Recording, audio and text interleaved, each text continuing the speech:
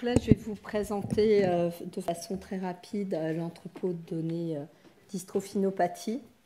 Mais vous aurez tout le temps, aujourd'hui et demain, d'avoir toutes les informations que vous voulez, parce qu'il y a Romain Glandier qui est dans la salle. Romain, si tu peux te lever, pour que tout le monde t'identifie, qui est le bioinformaticien qui s'occupe de cet entrepôt de données de santé. Catherine Heng, qui aussi s'en occupe, est absente. Et vous avez aussi Caroline Stalens, qui pourra vous donner plus de renseignements, parce qu'effectivement, sur les femmes atteintes de maladie de Duchenne. Donc moi, je vous donne un aperçu très rapide, parce que après, c'est le repas. Donc si on peut commencer les slides.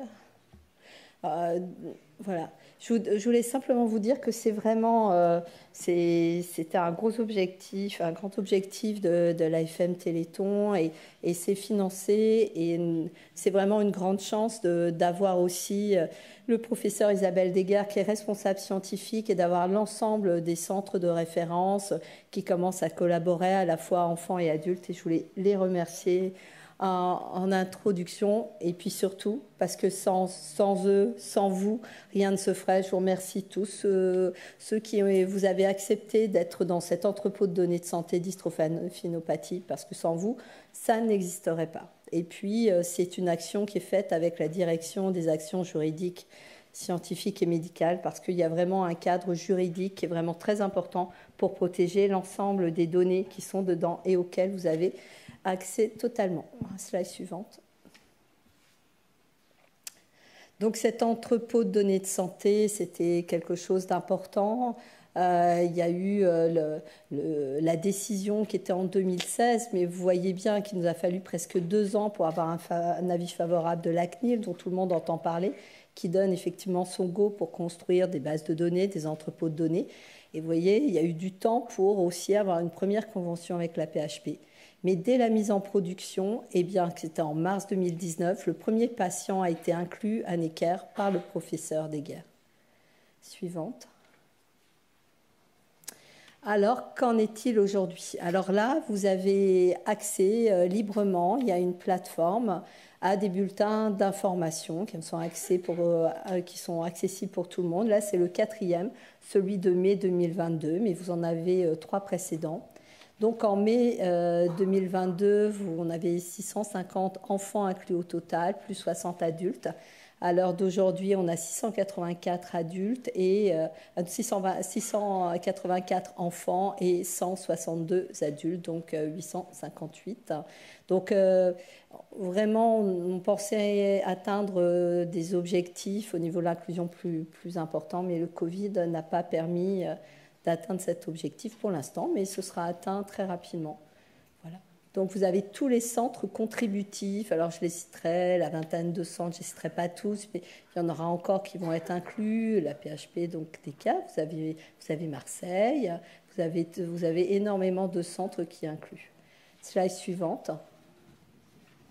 Les centres actifs en cours sont mis ici, et puis Romain a imprimé le dernier bulletin information du mois de mai 2022 qui est à disposition. Voilà. Slide suivante. Voilà.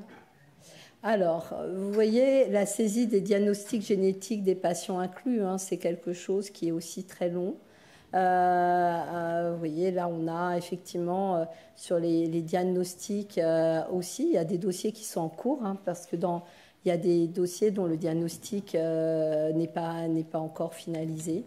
Voilà, donc vous voyez sur Paris, sur Montpellier, Lyon, Nantes, Grenoble, Marseille, Tours, Strasbourg, Rennes, et puis voilà, c'est vraiment une action concertée de tous les centres qui travaillent. On est tous ensemble pour travailler justement sur cet entrepôt de données de santé. Slide suivante. Voilà, je voulais juste, en conclusion, vous donner un petit peu un panorama, puisque ces bulletins d'information sont diffusés. Vous pouvez en avoir accès. Je pense que Jeanne, tu les diffuses au niveau du groupe d'intérêt. Certains en ont, mais on devrait, c'est vrai que c'est de ma faute, on devrait en faire plus plus la mise à disposition et va veiller dans l'avenir que ce soit disponible et qu'on soit disponible aussi pour répondre si vous avez des questions. Et donc à chaque fois, on voit chères participantes, chers participants, c'est tous ceux qui participent.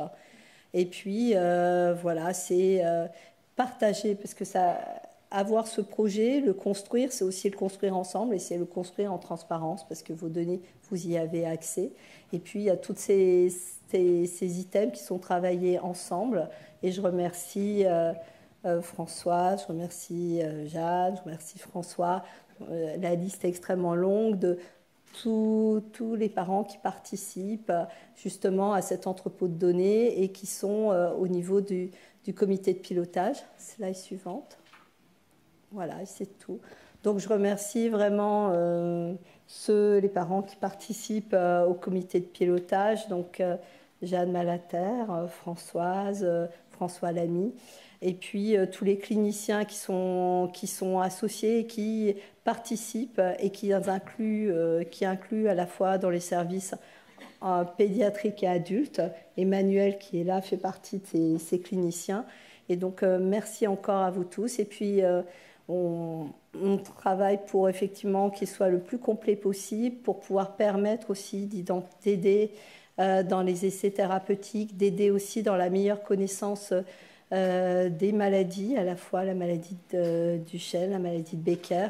Et puis nous sommes à votre disposition pour tout renseignement parce qu'il y a un certain nombre d'éléments, de courbes que vous voulez connaître ou si vous voulez savoir des situations particulières pour vos régions, n'hésitez pas. Nous sommes à votre disposition pendant toute cette durée de ces journées et puis au-delà. Merci beaucoup.